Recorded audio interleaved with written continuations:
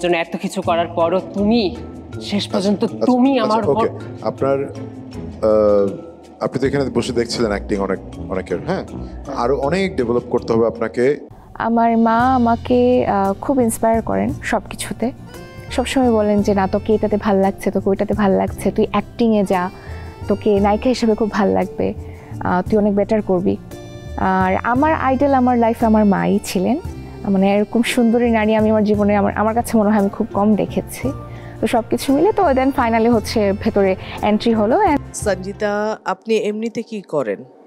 আমি অ্যাক্টিং করছি, পাশাপাশি হচ্ছে অ্যাজ এ ফ্যাশন ডিজাইনার কাজ করছি, প্লাস মডেলিং করছি। অনেক কিছু করছেন। জি অ্যাক্টিং কোথায় করেন? জি অ্যাক্টিং কোথায় করেন? অ্যাক্টিং ভেরি রিসেন্ট স্টার্ট করলাম। শিখছেন না? না শিখছি না এখন। শিখেননি?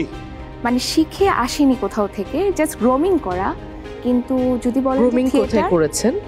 গ্রোমিংটা হচ্ছে অনেক বছর আগে করা হয়েছে, যেমন মারিয়া কিসপোর্টা ম্যামের কাছে করা, প্লাস হচ্ছে টুম্পা। আপনার কথা শুনতে পাচ্ছি না ক্লিয়ারলি। লাউড বলবো? হ্যাঁ জি, বললাম যে মারিয়া কিসপোর্টা ম্যাম প্লাস হচ্ছে টুম্পা আপু, হ্যাঁ ওনাদের কাছ থেকে আর কি পথ চলা শুরু, ওখান থেকেই। দেখান কি পারেন। আমরা কিন্তু দেখবো সংলাপ ঠিক আছে কিনা। অ্যাজ ইট ইজ মুখস্থ করার অভ্যাসটা আসলে আগাগোড়া থেকে কখনো ছিল না, হয়তো বা একটু কারেকশন হতে পারে, একটু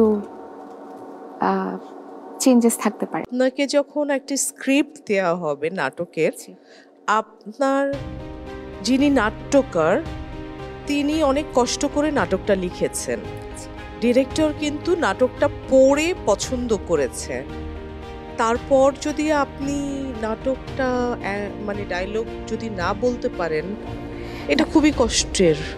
মুখস্থ যেটা করেছেন সেটা তো পারবেন না করতে। সামনে আসেন। তোমার এত বড় সাহস, তুমি আমাকে অপমান করলে? আমাকে কি করিনি আমি তোমার জন্য? নিজের সবকিছু বিসর্জন দিয়ে আমি তোমার জন্য করেছি, আর সেই তুমি আজকে আমাকে অপমান করলে। কত বড় সাহস তোমার! কি চেয়েছি আমি? কি চেয়েছি? একটু নিজের জন্য চেয়েছিলাম, তো এটাই খারাপ হয়ে গেছে, তাই না? কি অদ্ভুত এই দুনিয়ার মানুষ। আসলে খুব ডিফিকাল্ট এই কারণে যে এখানে যে মিনিংটা আছে আমি ওইটাই দেখতে চেয়েছিলাম, যে আপনি বলেন আপনার মতো কিন্তু মিনিংটা ঠিক থাকতে হবে। ঠিক ছিল না না।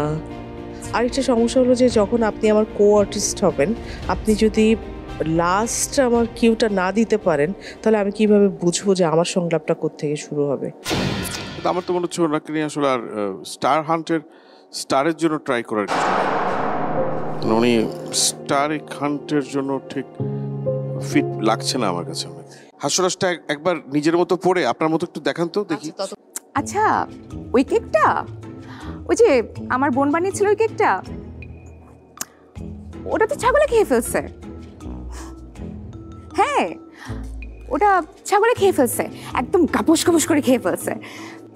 ও যথেষ্ট ট্রাই করেছে, মাত্র দেখেছে। ঠিক আছে, আমার মনে হয় আপনি আমাদের সাথে আসেন। Thank you so much, thank